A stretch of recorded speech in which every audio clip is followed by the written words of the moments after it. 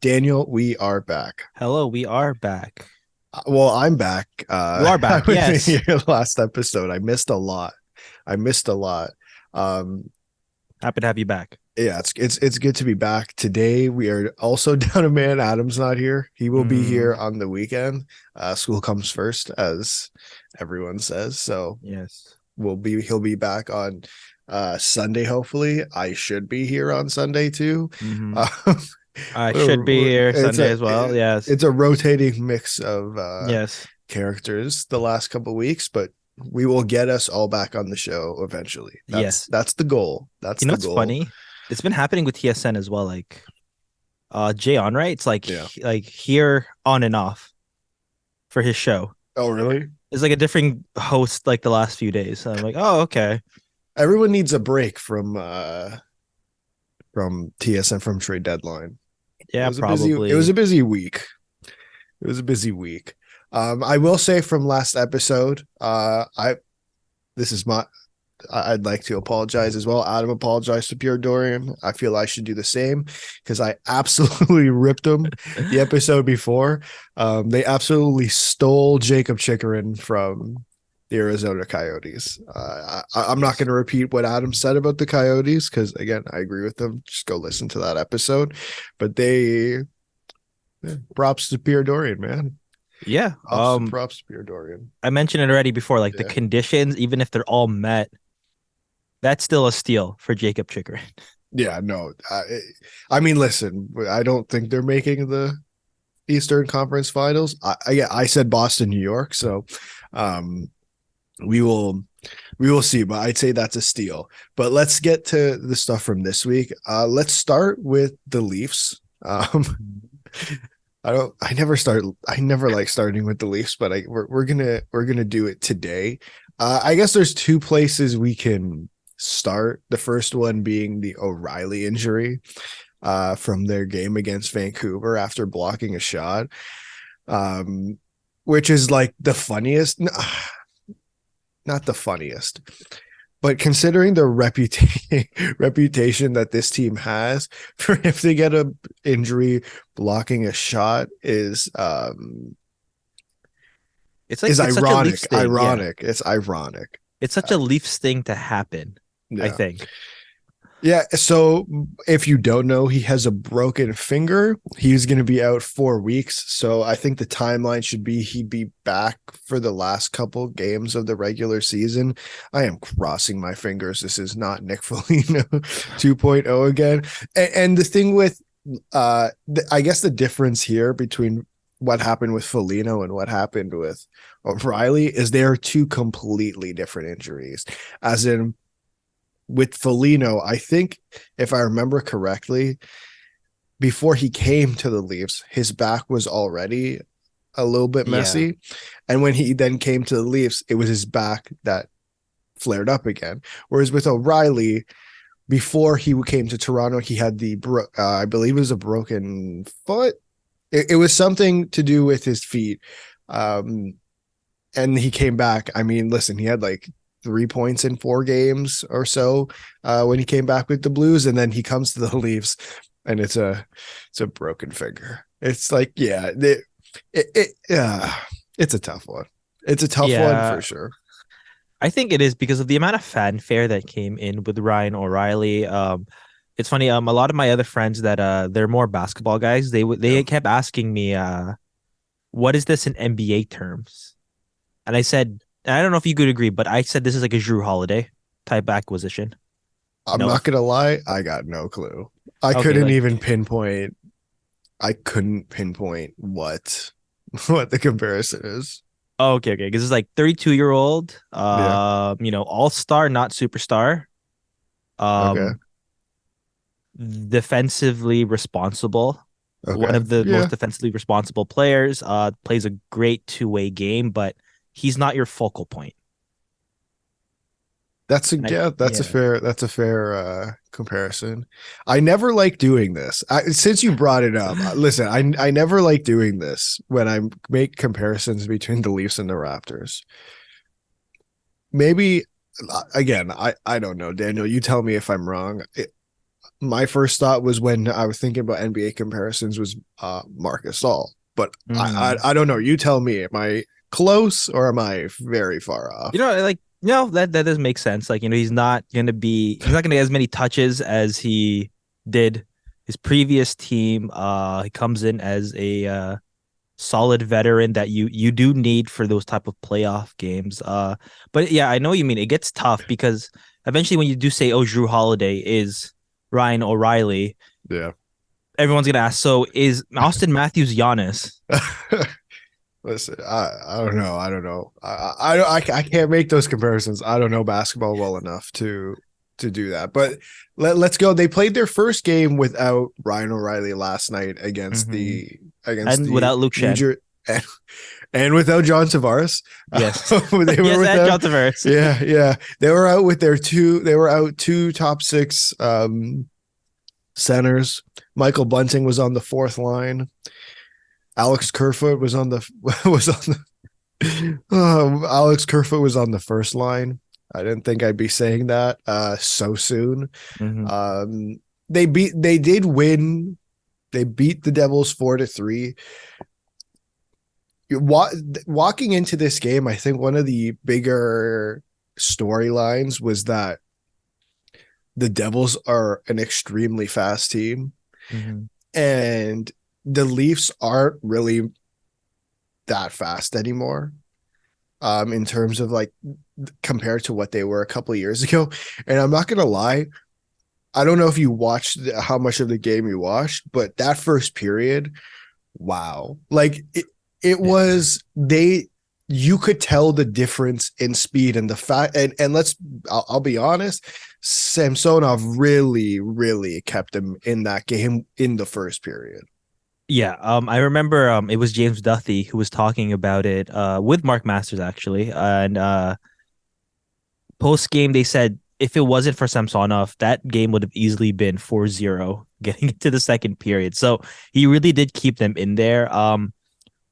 What I thought about this one is like I was happy that the Leafs grinded out and got the win, but it was a gutsy win. It really, like the way the game went, eventually the amount of mistakes on both sides, I'm just happy the Leafs were able to grind it out.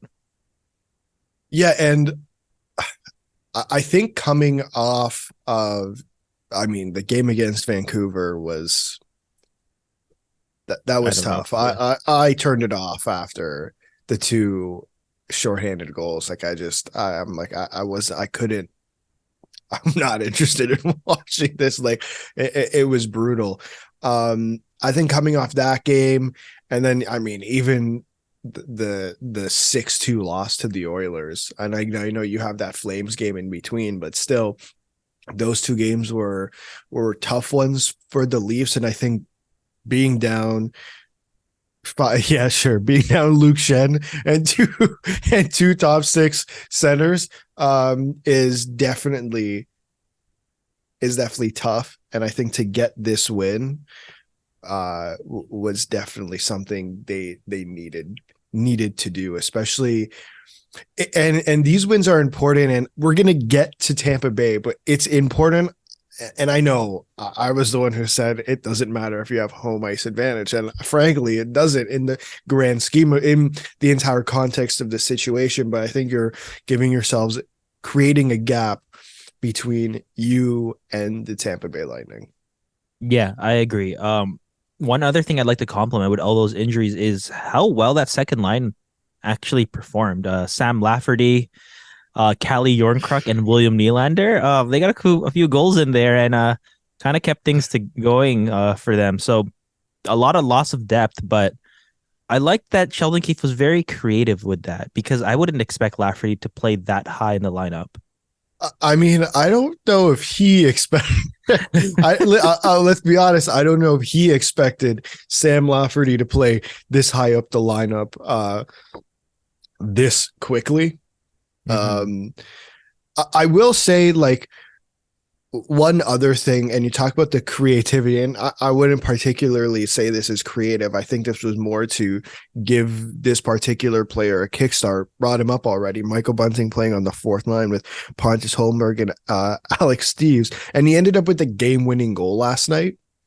I'm not going to say I'm not going to praise Sheldon Keefe for putting him on the fourth line, but I think if you look at Michael Bunting's, let's say last couple months, it's been very up and down, up and down, up and down. And I think now with, I don't know, 20 games to go or so, you want these guys to ramp up a little bit. And Michael Bunting's a guy who, when your team is fully healthy, is going to play in the top six. What, like, I'd imagine.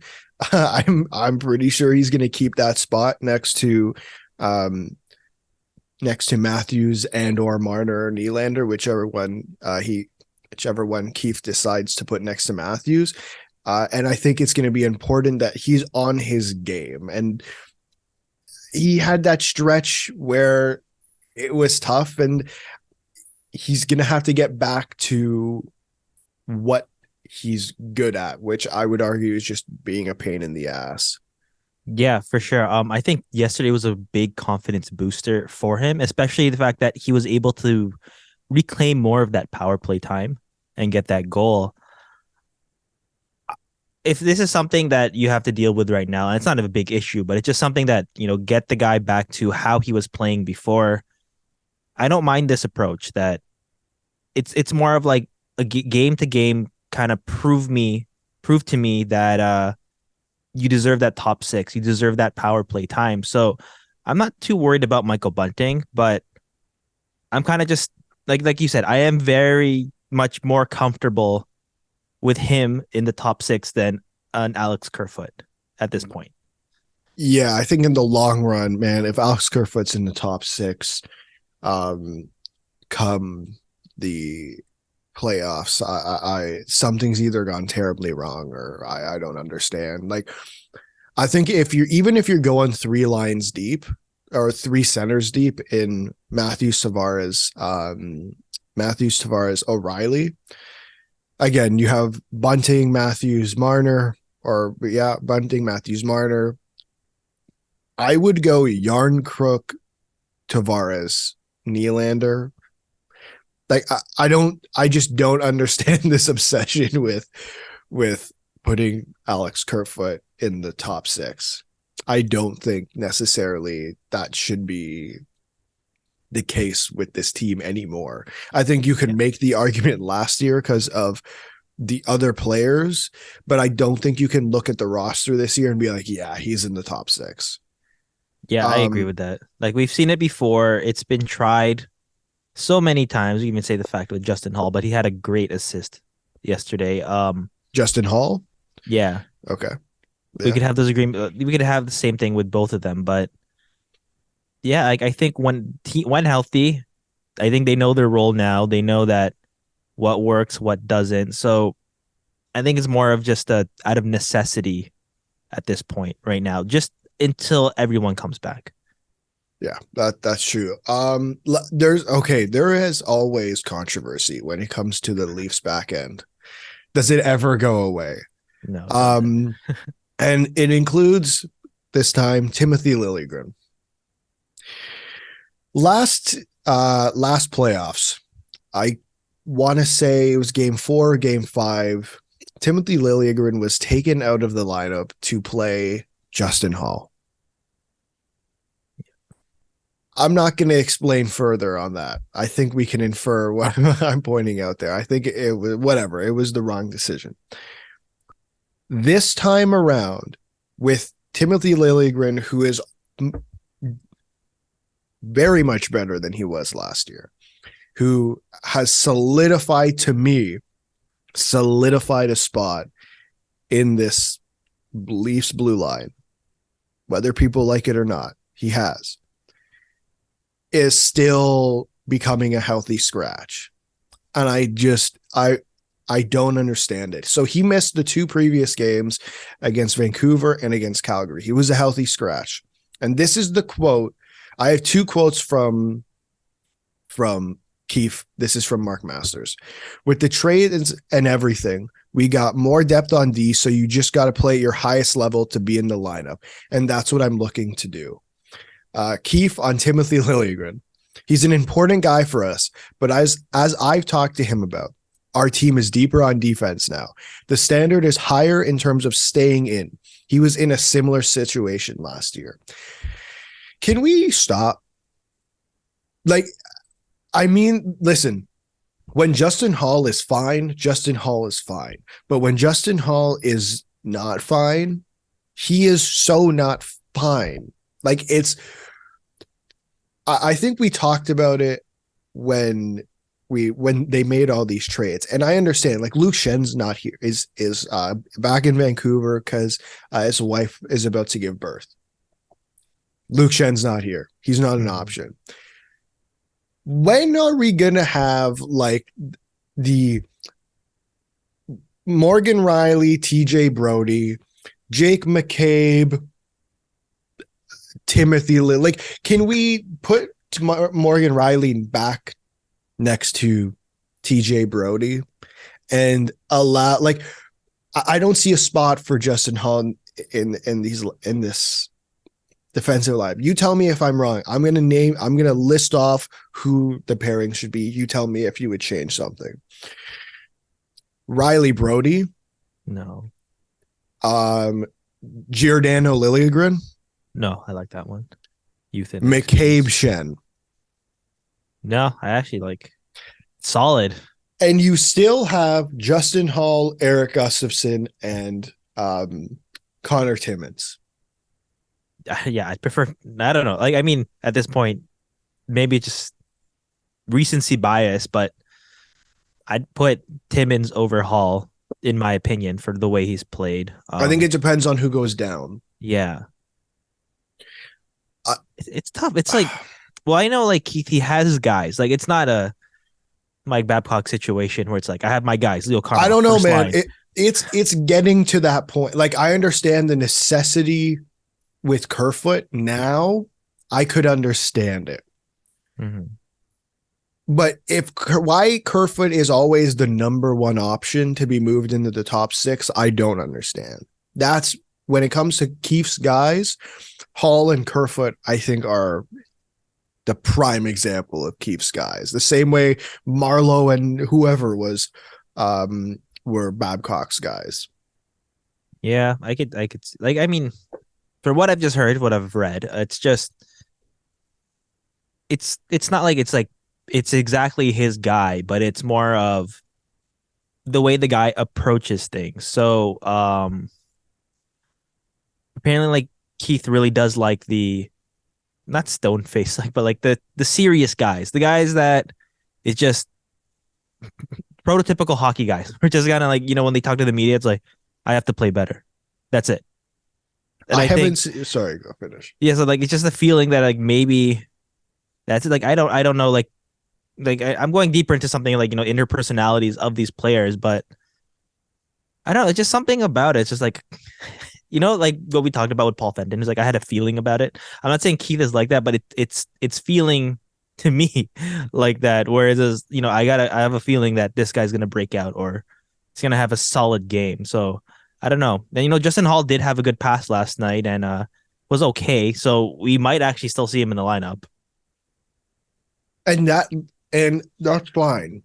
But when Luke Schenn comes back, I just don't understand the justification for taking out Justin Hall. Or sorry, for taking out Timothy Liljegren. I don't understand that justification. Yeah. That's what I don't understand. Like, if you want to take Mark Giordano out for a night, shift TJ Brody to the left and say, hey, Justin, play. Okay. I just don't understand. I don't get how he's a main staple in this top 6 with the other defensemen they spent assets on. Okay, this is how I look at it. As in, if Justin Hall is playing, he is playing on the bottom pair. Yeah, I'm comfortable there. What is he going to do when Tanner Jeannot comes running at him? I know what Luke Shen Good would do. example. And listen, this is a poor argument. I know. I get it. But what is he going to do when Tanner Jeannot comes running at him? You can put Tanner Jeannot, Russ Colton. What is he going to Nick Paul. do? What is he going to do when Pat Maroon runs right through him? Corey Perry. That's all I'm asking. Like, Yeah. I understand. Listen. I have an idea what Luke Shen would do because I saw it in his first game. Mm-hmm.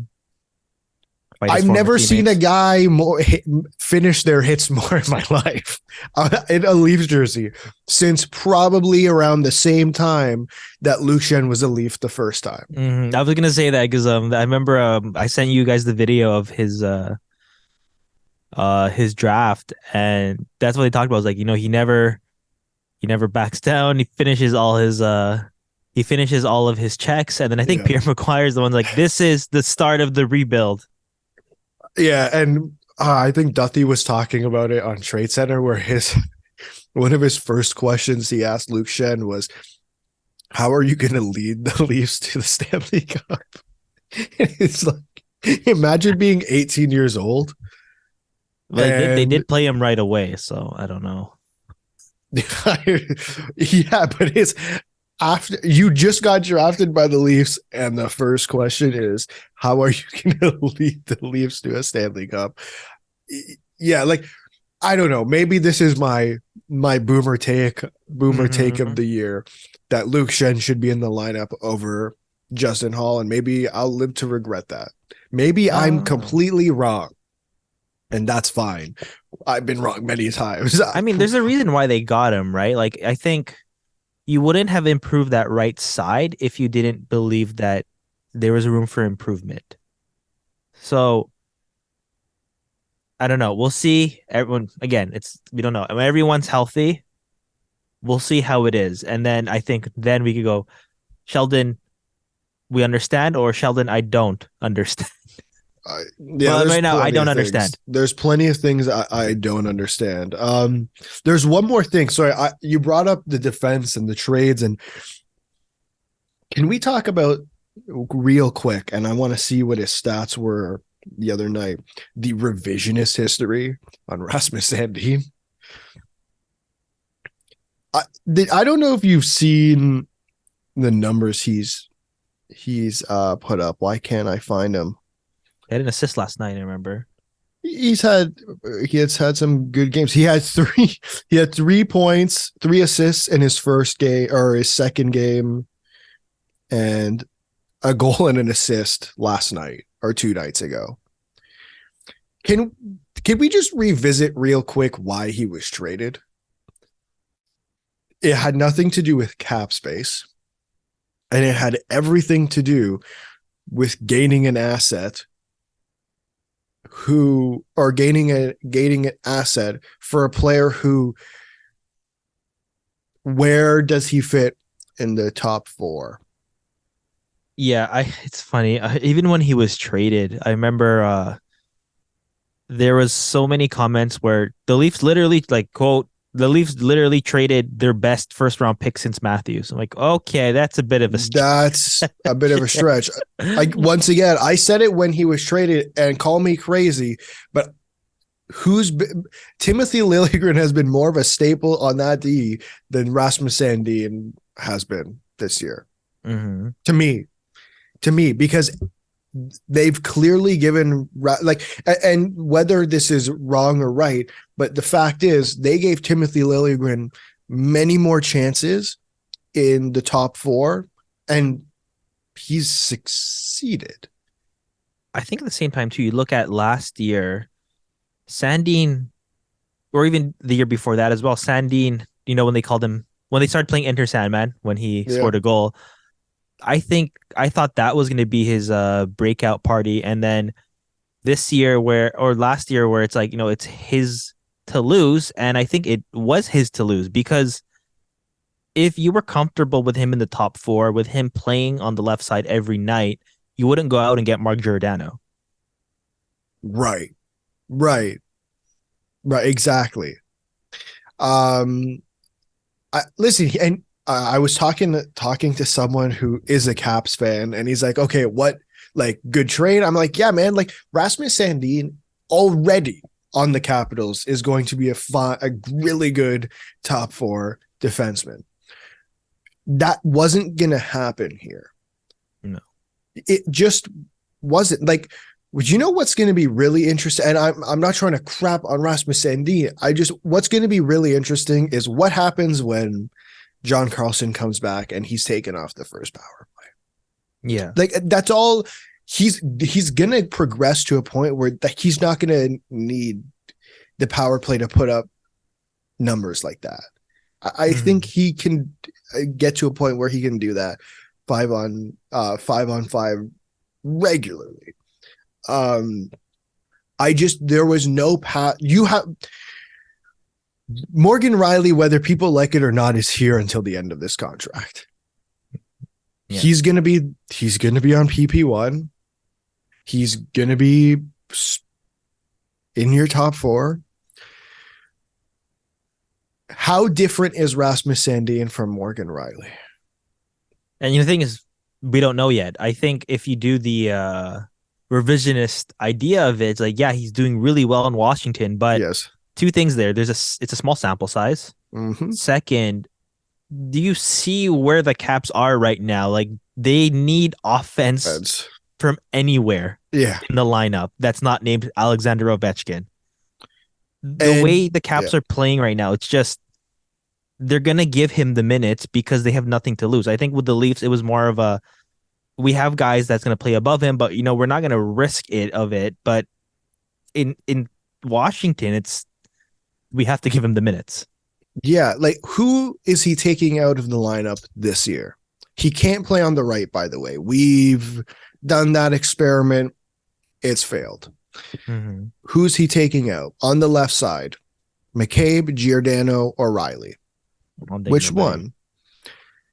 Come game one of the playoffs, I'm taking those three left guys over Rasmus Sandin 10 times out of 10 today. That's all that matters, is today. Mm-hmm. Next year, nothing past 5 years. And unfortunately, 5 years into the future, I don't care about right now.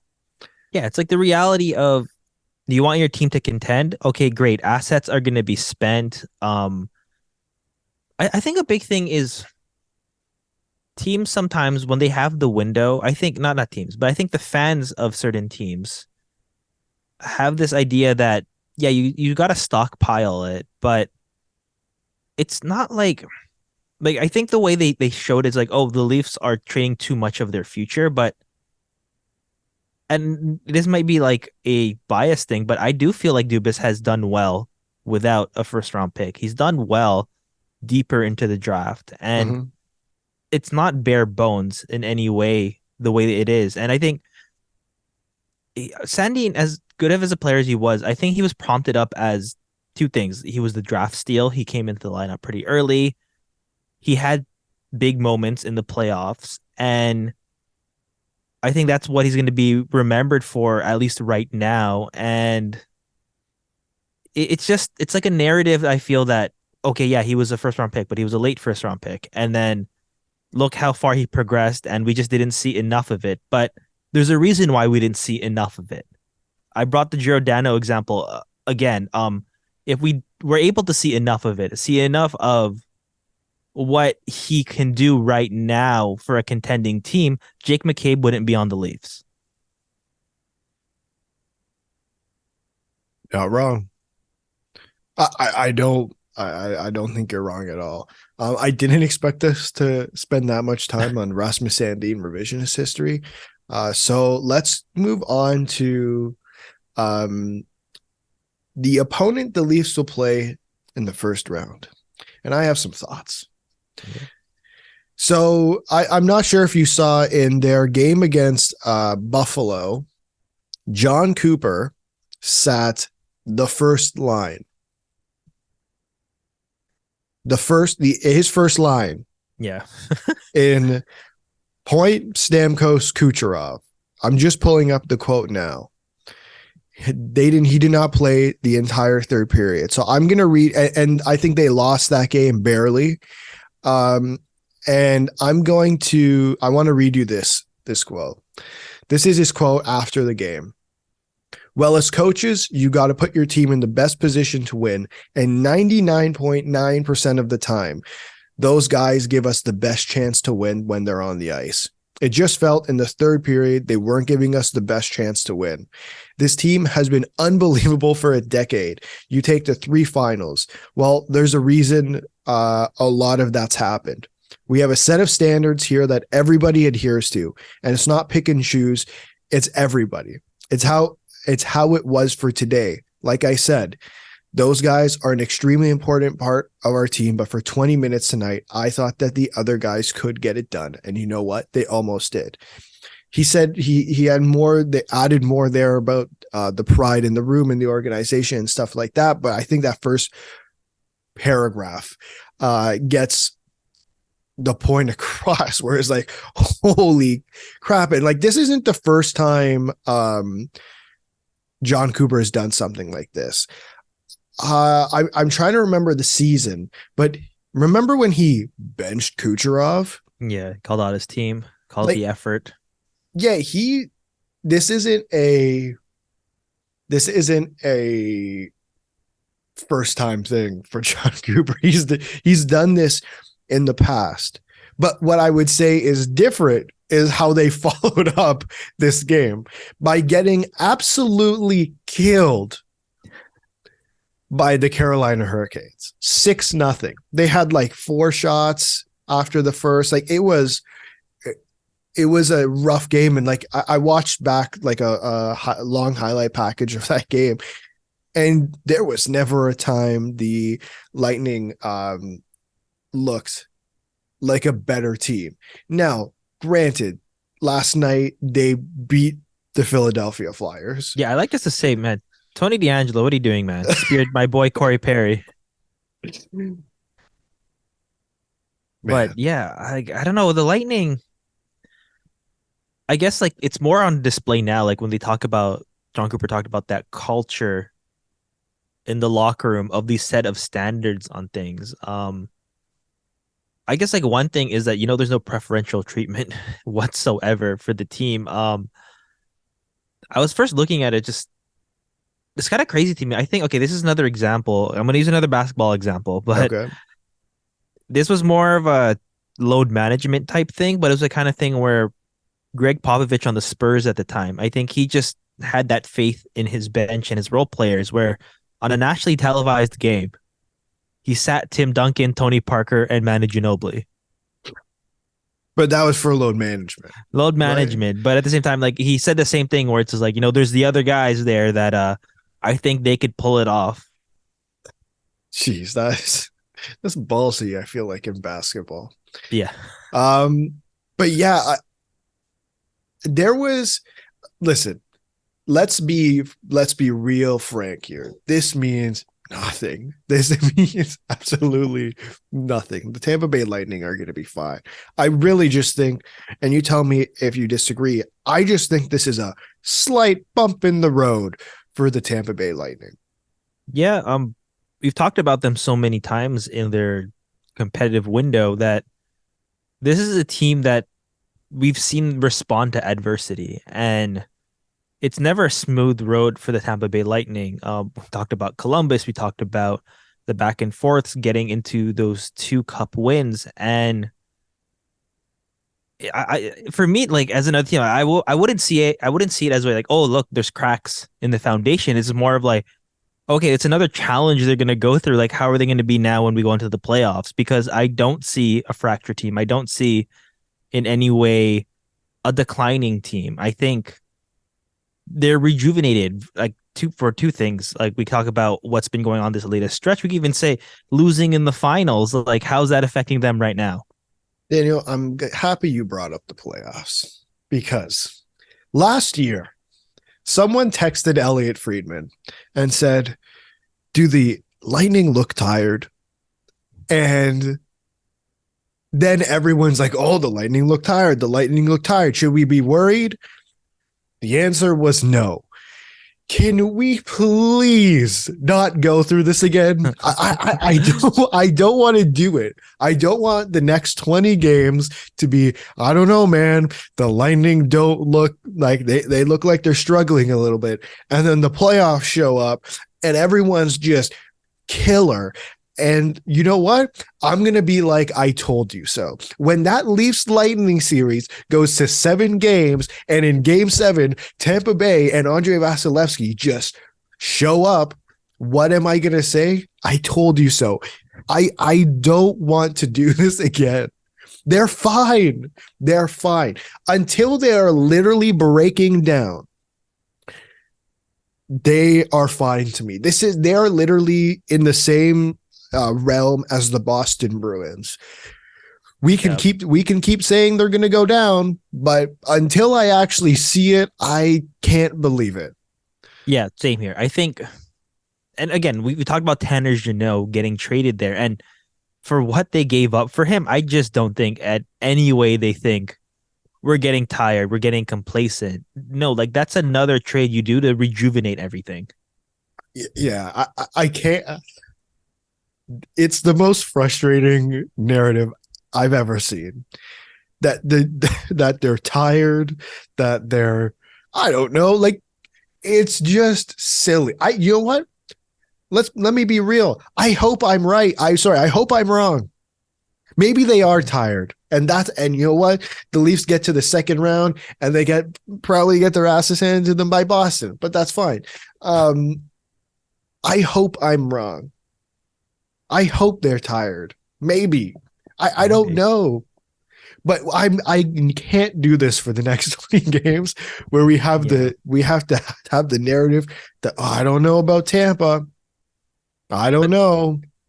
I kind of agree with like the John Cooper thing, not of benching the guys, but more of the faith in them. I think it wasn't just like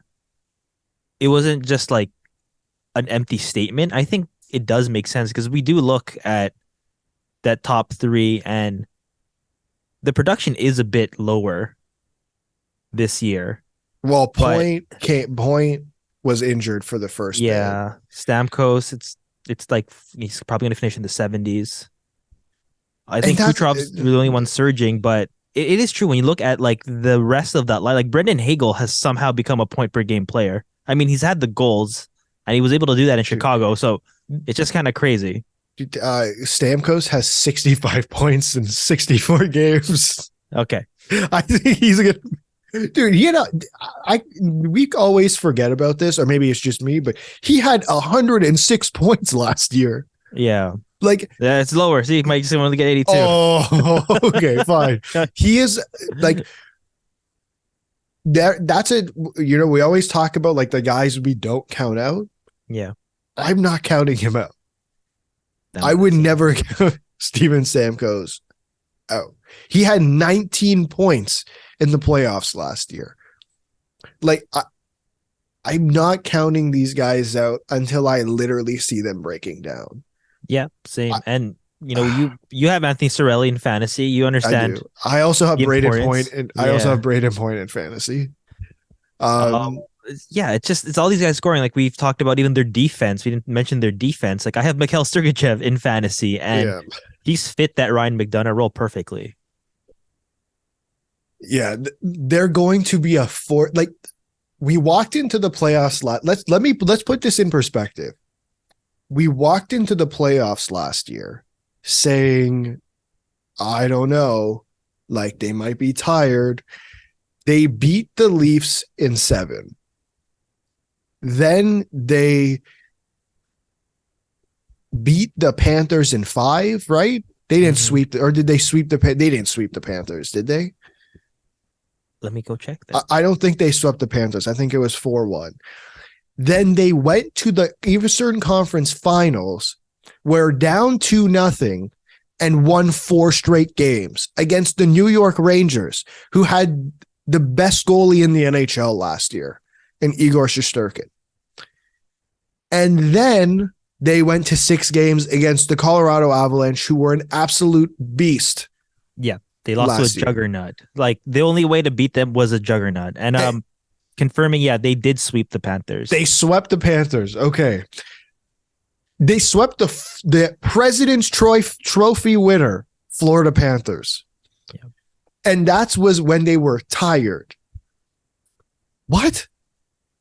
Stop it. Stop it. Stop it. Enough. Like, let's not. They're fine. They're not breaking down. They're fine. We keep bringing up John Cooper, and you know my love for John Cooper. Mm-hmm. So now that we're, I guess, past the trade deadline, the NHL is doing their trophy tracker for, I guess, the back half of the season. It's to mark the 3/4 point of the 2022-2023 regular season. And the one they did yesterday was for the Jack Adams Trophy. Did you happen to see the list? I know John Cooper's like, he's not even top 3. Daniel, it's so much worse than you imagine. Okay. So much worse. So this was from the NHL.com. So it's voted on, in this case, I'm guessing it was just like the NHL.com writers voted on this. But at the end of the year, it's voted on by the NHL Broadcasters Association. In first place with 75 points, Jim Montgomery. Okay. Fair. He was my choice. Second place with 47, Lindy Ruff. Okay, we can make the argument. Yeah. I don't know if I'd agree. Yeah. We can make the argument. In third place with 21 points, Rod Brindamore. Fair. It's a very classic choice. You know what I mean? Like, that's the safe choice every year. Yeah. But he's one of the best coaches in the NHL. It's fair. It's a fair argument. Do you want to know how many points John Cooper got? 34. Daniel, he got 0. He had no one voted for him. I don't know why. It's just like, we've talked about this throughout the last few years, and you know what I mean? It's like the Lightning had to do something to be this competitive for so long, for have these many. Okay, the one thing I will really give them credit for is the roster shuffles. You'll always have those top guys, but like the way they've been able to shuffle and resupply and restock everywhere in their lineup, that just doesn't happen, right? Like, you know, a Russ Colton, I'll use as an example because I've used so many other guys. That just doesn't happen, that he becomes a solid top 9 guy out of nowhere. Yep. You know what I mean? Like, remember when he's like, oh, they lost that crazy third line that they traded so many assets for. Like, how are they going to respond? By still making it to the finals. This is his 11th or 11th year in the NHL. This has included him having one of the best teams in salary cap history, winning 62 games. I get it. They got swept, but the Jack Adams Award is a regular season award. 62 games. Let me put it like this. He's been a Jack Adams finalist twice, in 2013-14 and in 18-19. He has been a Jack Adams winner 0 times. Someone's going to have to explain this to me. Me too. Because, I don't know. He's the longest tenured coach in the NHL right now. No one's been a head coach of a singular team right now than him. Yeah, it's crazy. Like, yeah, I just realize that. Like, there's the same faces here and there, but like they all move around. But John Cooper hasn't. What am I missing? What am I missing? I don't understand what he has to do to win. is he the only guy who has such a good team that he can't win this award? Daryl Sutter won it last year. Didn't he have a good team? Yeah, they were solid. I think, but that was also like, how to describe it? Like, there's like certain narratives of that. Like when I mean like certain narratives, I mean like maybe we've reached a point where it's like there's too much of a juggernaut that we don't have that like underdog story anymore of a guy turning it around and winning it. But well, I that's what think this that he award should win. is. Yeah, he should win for a model of consistency and roster turnover and still doing so well. Yeah. I just, the fact that he hasn't been a finalist more than twice, how he's not a finalist almost every year is beyond me. Like, I can't understand why the award for the best coach, it's it's supposed to be for the best coach, but goes to the coach who's led his team to the playoffs, who we didn't think was going to make it to the playoffs, is essentially what it's become. This year, it might be an anomaly. This year, it might be Jim Montgomery because he should get it. Yeah. It was a team we thought was going to make the playoffs, but are so much better than we expected. And I think he's played a major part in doing that. Yeah. But how he has 0 votes is beyond me. Like, can I read you some of the names respectfully of who are also on this list? Dean Evison got a point. Okay. Derek Lalonde got 2 points. Okay. Todd McClellan in LA got 5 points. Bruce Cassidy got 9. Rick Bonus also got 9. Like, what? How does John Cooper have 0? What am I missing? I don't know. You know what? Like, this actually conversation made me a lot more confused now. I don't actually know what is missing. I don't. Maybe they saw the cups. Are like, okay, that's enough, John. That's enough. Man, that'd be a lazy. I believe that would be their excuse. It's a lazy excuse. For the sake of Adam, I will point out Jared Bednar got 11 points, which, if there's a year he shouldn't be up there, maybe it's this one. But it's really not his fault. Like, there's so many injuries. I can't. Did my boy not get any points? Who? Gerard Gallant. He did not. Okay. He did not. Yeah. And your boy Dallas Eakins unfortunately got no points too. Yeah, that's already given. It's unfortunate. Okay, to end the show, I want to do this exercise. I'm calling it. I have the standings up. Perfect. You already know where I'm going. Now, I want to look at, now we're past the deadline. All the teams have made the trades that they're going to make. Now, I put the East, but then I was looking at it. Let's do the East and the West. There is a bit of a wild card race going on right now. I think for the most part in the East, the divisions are set. I'd say, like, I think it's going to be Carolina, New Jersey, and the Rangers are going to be the 3 teams in the Metro.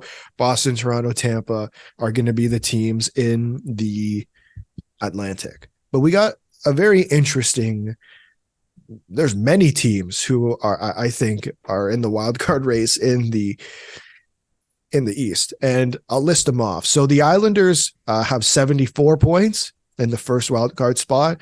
Then the Penguins have 73, just behind the second wild card spot. Sorry. Then you go Florida with 70, Ottawa with 68, Buffalo with 68, Washington with 68, and Detroit with 65. And then we kind of fall off a bit. Yeah. We got Philly with 59 and so on. What 2 teams from that list do you think will make the playoffs this year? Ooh. Who I'd like to see is probably Buffalo Okay. Yeah. and man, like okay, so like I'm conflicted here when I saw the list because we've always talked about the legacy of Crosby and Malkin, and I want them to make it.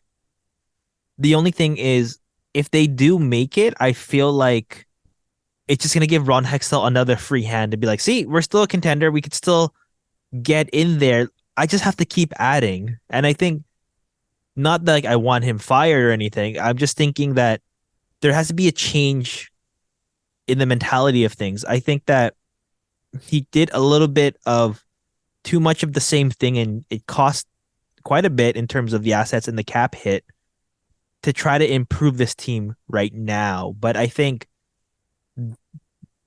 if there's going to be one wake up call right now, especially in the twilight years of Crosby's career, I think it's right now that you need this wake up call to be like, wait a minute, we're not as good as we thought we were. So other than them, I don't know, like, would it be crazy to say like I want the Ottawa Senators to make it? I I mean, no, I don't think it's crazy, but do you think they can? Um, Would be my question. I think if they pull it all together, if I think okay, I think a big thing is what Derek Brassard and Claude Giroux came out and said is just kind of like what they expected out of this team. And I think that if the young guys buy into that idea, Mhm. then it is possible for them because they swung for the fences with Jacob Chikrin Yeah. this season. I think that they wouldn't have done it if they didn't believe in themselves. And I think that that's another jolt for them. That's the right jolt for them to make a run. Okay, so who are the two teams? I think it's Buffalo and Ottawa. Oh, that is a good shout. I think so. I don't know. Maybe it's maybe I'm a bit biased because I want Helios Sorokin to go as far as possible. But I do think the Islanders. Listen, they have 3 games in hand on a lot of teams. Sorry, 3 games more played. Sorry, than a lot of teams behind them.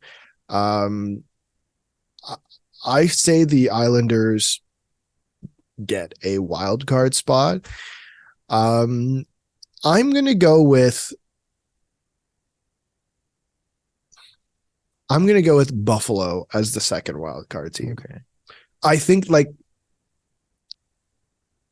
I think they can make a really big push, and I want to say they have a lot. They have a few games. Same with Florida, with teams in the battle with them. So there's a lot of 4-point games going. Obviously, they're still missing Alex Tuck for a little bit, which will definitely hurt. But I think once they get him back, they got a team going. And really, if the goaltending can just stay together, they're going to be fine. And they're going to face one of Carolina or Boston. And even if they get killed, I don't think it matters. The fact that they got into the playoffs for them should be impressive enough.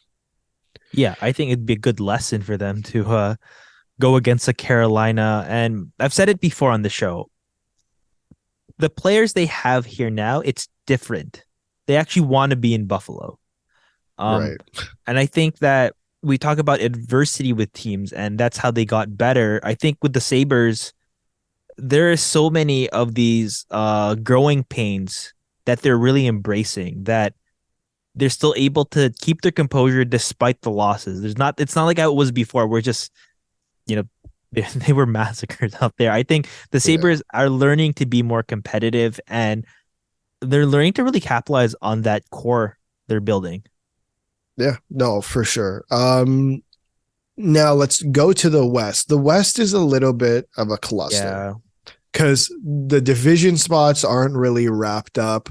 Like Edmonton could still make a divisional spot. It's very, very messy. But I'm gonna try to narrow down the teams who could be in somewhat of a wild card spot. It's a lot of a shorter list than the East, though. Right now, Edmonton and Winnipeg hold the two wildcard spots with 78 and 75 points. And then just behind them is Calgary and Nashville. We can also throw Seattle in the mix. They're third in the Pacific with 80 points. We can throw Colorado and Minnesota in the mix. They have 76 and 79 points. Like, it's tight. It's very, very tight. Like, we can do this in two ways. You can give me who you think is going to finish top three in each division, and then give me the wild card spot, because I think the West is a little bit messy. So maybe we do that. Who do you think finishes top three in the Central? Okay, I think I'm going to pick the same teams, but I'm going to flip it. I think Colorado's going to finish second, and Minnesota's going to finish third. And Dallas will stay in the top. So yeah, that I could see. I wonder how much injuries still affect Colorado. Like, they've had such a poor year in terms of injuries. Okay. You know what? I will agree with you. How about in the Pacific? Like, right now, Vegas and LA are tied with 82 points. Seattle sitting just behind them at 80. Who do you think finishes in the top three spots? Okay. So I think Los Angeles will win the Pacific. Okay. And I think it will going to be Vegas and Seattle, because I want to see Vegas and Seattle in the playoffs. That would be very interesting. But I'm maybe I'm trying to be too much of an agent of chaos. Mm-hmm. But here's my hope.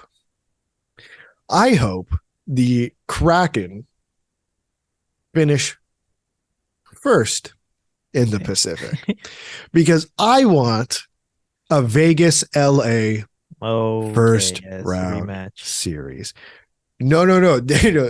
Screw the rematch. Okay. Think about Jonathan Quick on the Vegas Golden Knights going up against the team that traded him for like nothing. Well, I mean, they got Gavrikov. I mean, tell me that's not entertaining. That'd be entertaining. And he's doing pretty well. Like, he hasn't been bad. No, he hasn't been bad. I mean, he's in front of a arguably a better team. All I'm saying is that would be a first round matchup and a half if we got to see Vegas and LA in the first round.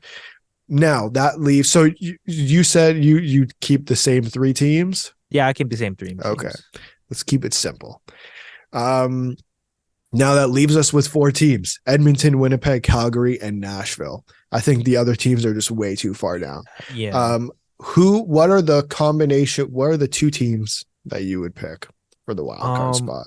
I'd pick Edmonton, and I actually keep it Edmonton and Winnipeg. I think the Flames, they're just not enough there this year. I think, they're going to come out maybe better next year, but I think it's just this year, it's just not there. I've talked about it in our season preview that I loved the moves they did. I think they were great. They didn't back down. They supplemented everything that they've lost with Matthew Tkachuk and Johnny Gaudreau, and really fortified things. Mackenzie Weegar was solid as well. It's just, I had chemistry issues. I had issues of, are these guys going to repeat the same seasons they had last year? And individually, they've been solid, but it's just not there. I think we had their fun with Calgary last year, but I think they're going to just take this as a step back, because I just don't see there's enough there. With the Oilers, I think they're going to keep surging. I could even argue that maybe they will be the ones that will break into the division, but I'll pick them. And I think with Winnipeg too, I think they've been pretty bad this last stretch of things, but yeah, they've done what they could for the core they have right now. And, Pierre-Luc Dubois is getting healthier too. So we'll see what happens. Nashville, no, I don't know. It just, they sold at the deadline. I think I think about locker room culture. Like, how do you still try to say we're going to go for the playoffs after we traded so many guys? the funny thing is so they have 3 games in hand on Winnipeg. And listen, obviously there's no guarantee you always win those games in hand, but let's say they do. That leaves them tied in points with the Winnipeg, which I think uh is hilarious, to be honest. It'd be hilarious if Yeah. they finished in a playoff spot and sold massively at the deadline. I'd agree. To add on to Calgary, I think the other thing that's kind of been their downfall this year is just it has not been a good year for Markstrom. And like they keep Yeah. going back to him because I kind of think they have to, the same way that the Oilers keep going back to Jack Campbell because they feel like they have to. That's been one of their, even if Markstrom's looked fine at certain points, it's really been one of their big downfalls for, frankly, both Alberta teams, in that their goaltending just hasn't been as up to par or as consistent as they would need it to be.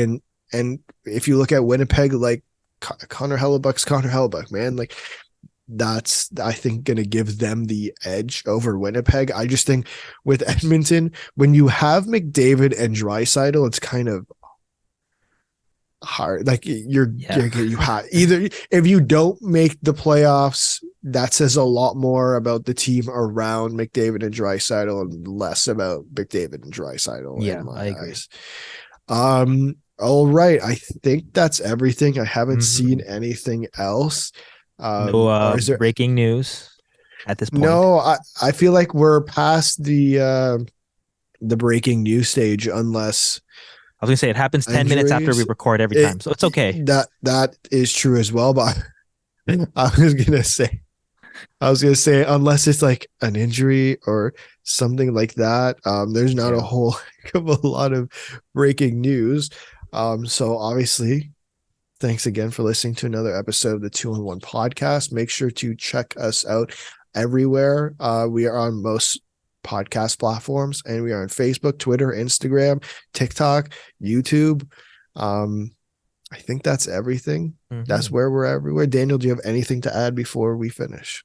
No, thank you for listening. As always, this was very fun, and wish Adam the best on his assignments. Exactly. Yes. Okay. See you guys. Bye.